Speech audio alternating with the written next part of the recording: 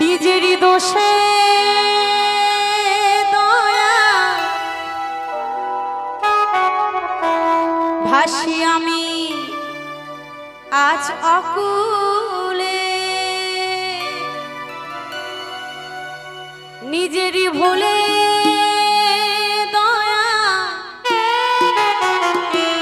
ভাসি আমি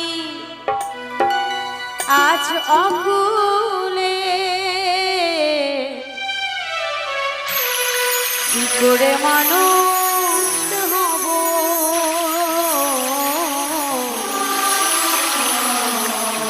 দাও গুরু আমাকে বলে।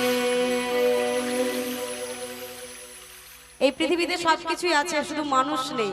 মানুষ আছে এখানে? কারা কারা মানুষ আছে একটু হাত তুলে দেখাও তো।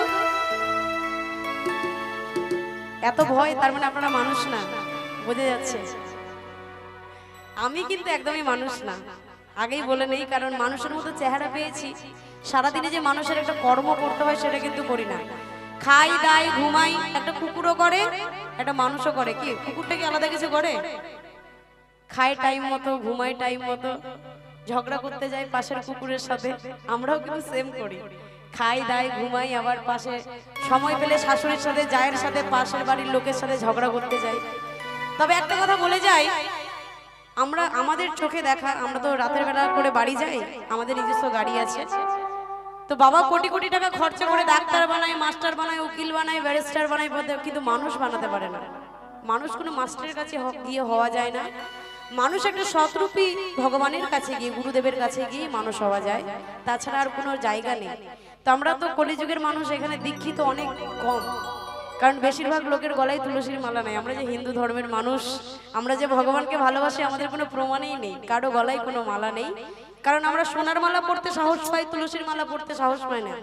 সোনার মালা পরে বাসে যাবেন, গলা কেটে দিবে, রিক্স আছে। আর এটা তুলসীর মালা পরে যাবেন, কেউ গলাতে টাচই করবে না, একদম সেফটি, বরঞ্চ ক্ষতি কম হবে। তবে মানুষ হতে গেলে একটা সদ্গুরুর কাছে যেতে হবে, তাছাড়া কিন্তু আর কোনো জায়গা নেই।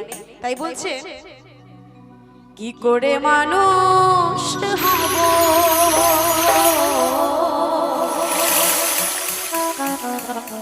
দাও গুরু